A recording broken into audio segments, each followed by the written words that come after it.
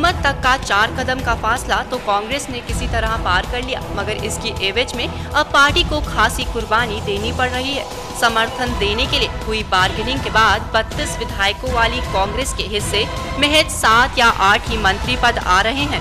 अब अगले 5 दिन कांग्रेस के भीतर इस बात पर घमासान के आसार हैं कि कौन मंत्री पद कब जाने में कामयाब रहता है। वरिष्ठता या योग्यता, गुटीय संतुलन, जातीय संतुलन, क्षेत्रीय संतुलन और इन सबसे ऊपर जुगाड़ के पैमाने पर जो फिट बैठेगा उसी का नंबर लगेगा।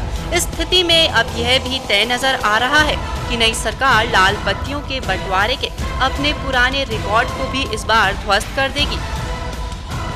नेता विधायक दल चुनने के लिए कांग्रेस में पिछले 4 दिनों से जिस कदर खेमेबाजी नजर आई, उससे इस बात के संकेत साफ हो गए हैं कि मंत्री पद हथियाने के लिए भी जोरदार दंगल होगा।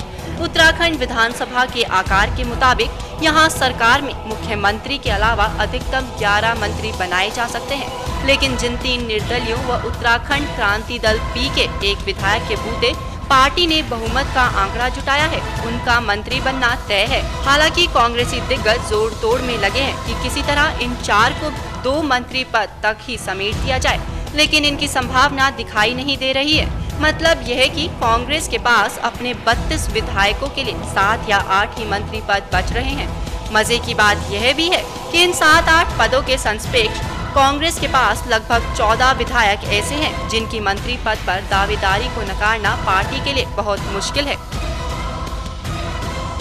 प्रदेश अध्यक्ष यशपाल आर्य, नेता प्रतिपक्ष हरक सिंह रावत और पूर्व मंत्री डॉक्टर इंदिरा हृदय, ये तीनों दिग्गज मुख्यमंत्री पद की दौड़ में हैं और अगर इनका नंबर नहीं लगता तो स्वाभाविक रूप से मंत्री तो ये बनाए ही जाएंगे।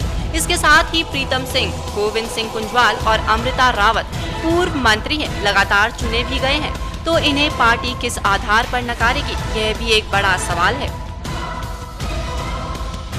वहीं सुरेंद्र सिंह नेगी भी पूर्व मंत्री हैं और इस बार तो उन्होंने भाजपा के मुख्यमंत्री और प्रोजेक्टेड सीएम भुवन चंद्र खंडूरी को शिकस्त दे दी, तो भला उन्हें कैसे खारिज किया जा सकता है। इसके साथ ही न प्रभात वरिष्ठ हैं और पूर्व मंत्री रहे।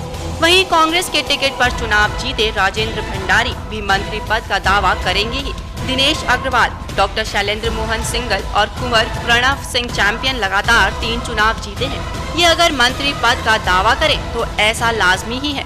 म्यूक मेहर भी लगातार 2 बार चुनाव जीत चुके हैं और इस बार तो उन्होंने भाजपा के दिग्गज प्रकाश पंत को पटखनी दी है। उनके नाम पर भी पार्टी को गौर करना पड़ेगा। वहीं फुरकान अहमद हालांकि नए हैं, मगर वह अकेले मुस्लिम विधायक हैं कांग्रेस के, तो इस लिहाज से उनका दावा खुद ब खुद खासा मजबूत हो गया है। बहरहाल अब देखने वाली बात यह है कि मंत्री पद की 8 सुनहरी कुर्सियां पार्टी के किन दिग्गजों के हिस्से में आती हैं। सौभाग्य मिथिला उत्तराखंड के लिए देहरादून से ब्यूरो चीफ मुकेश शर्मा की रिपोर्ट।